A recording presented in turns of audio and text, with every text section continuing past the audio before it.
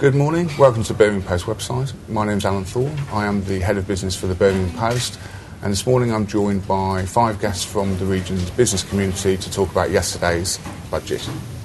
I'm joined here today by Ashley Hollinshead, who is a tax director with Deloitte in Birmingham, and David Middleton from the Business Council for Sustainable Development UK. So Ashley, tell me, what were your first impressions of yesterday's budget? Well, I think the first impression is that it was a budget with not enough substance and not enough direction about where we need to take the UK. I think there was some good measures. There was some, but it was clearly an election budget, and is going to defer for 12 months, making any real decisions about how we're going to resolve the UK economy.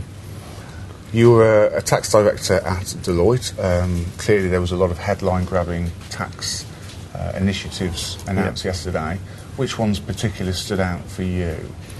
Well, I think the income tax is pretty important and can be seen as standing out and headline grabbing, with 50% being brought forward from 45% by a year, and also the loss of personal allowance, which will cost individuals quite a lot of money, £220 a month, in excess of £100,000. But that's the very point, it's in excess of £100, so it is essentially taxing the rich. So that is a big headline grabber.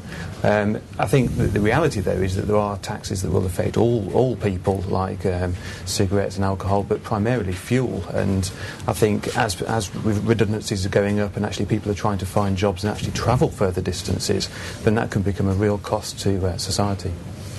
I think there was a lot of people were expecting a high tax budget yesterday. Do you think he went as far as some people anticipated? I don't think so. I think the reality is that we just see from the deficit, which is what is probably scaring most people, is the amount of spend. And as David Cameron said in his response, getting up to over 600 billion is quite a significant amount of money. Quite scary. I think most people can't quite believe how bad that can get. And this budget deficit year on year on year is indicative of the fact that he hasn't done enough. There is clearly cuts to be made in spending, and also further tax rises in order to breach that gap. Thank you very much. David, yesterday's budget was described as the first carbon budget, you know, this and the next step in this low carbon economy. What were your first impressions from yesterday's budget? Well, we watched it with great interest because it was proclaimed as being the world's first low carbon budget. For those who haven't read every word of the budget, it's section 7, and I think I've read every word of it. And against the level of work we have to do and the social movement towards a low carbon economy that we critically need to achieve, I think it was quite disappointing. Is it? How far do we need to go? I mean, what elements were there? Any elements within the budget that did enthuse you about the direction that the government is going, or was it just merely platitudes to the sort of environmental lobby? I think it was a lot of the latter.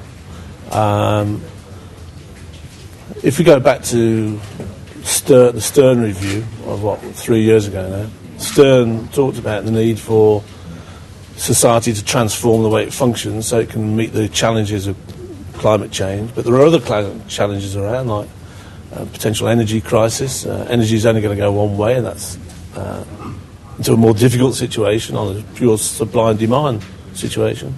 We see climate change problems which are pending.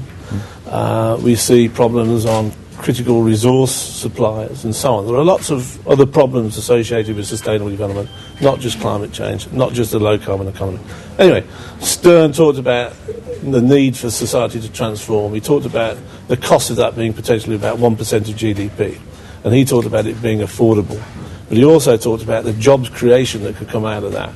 Now, our new president in the States and our Prime Minister himself have both been talking about building out of the recession through a green agenda, and I have to say I saw little of that to that extent in yesterday's budget.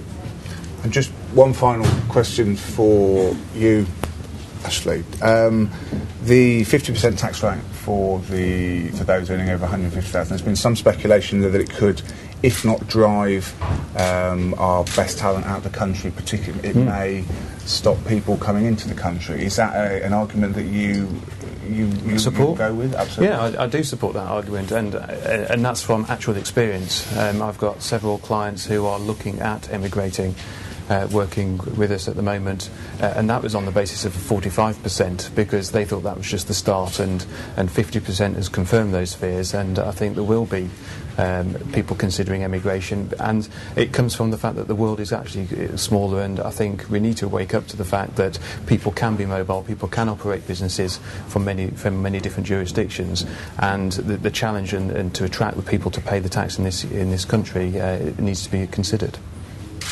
Thank you very much, gentlemen.